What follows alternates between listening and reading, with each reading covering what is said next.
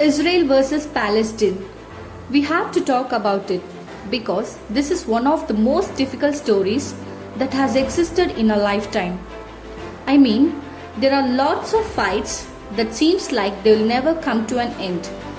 As you know, India versus Pakistan, China versus Tibet, but Israel versus Palestine is a 73-year-old stuff. There are always two ways to look at something, always two sides to every story, and you need to hear both before arriving at a conclusion. But when each side claims to be right, when each side claims to be the victim, who does one really believe? This is the question the world faces today. As the streets of Jerusalem and Gaza echo with sounds of gunfire and warning sirens, the clashes which began weeks ago are showing no signs of abating.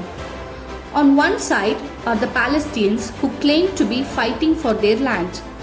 On the other side, Israel, which claims to be only protecting itself from Palestinians' aggression.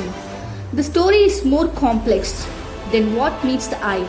This is not a clash between a few protesters and few troops over a few blocks of land. This has become a clash of civilizations of two people who have always been at odds with each other. And this clash could soon engulf this entire region if both sides do not reach consensus.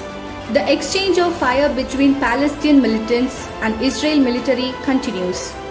On Monday night, more than 300 rockets were fired from Gaza towards Israel. Most of them were intercepted by Israel's Iron Dome system. The Iron Dome is an all-weather air defense system.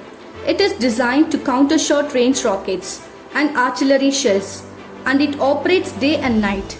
Even in bad weather, it can reportedly respond to multiple threats simultaneously. So, this Iron Dome intercepted most of the rockets that flew from Gaza. Not all of them.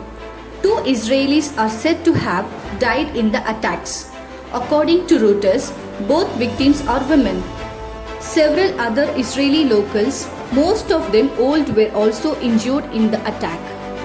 As the violence continues, anti-Israel protests have erupted in several countries.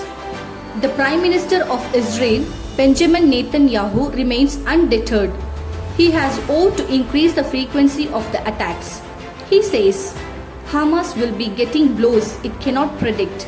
This conflict has all the makings of a third intifada, as both sides use indiscriminate force and inflict casualties. The question of who is right and who isn't is already going up in smoke.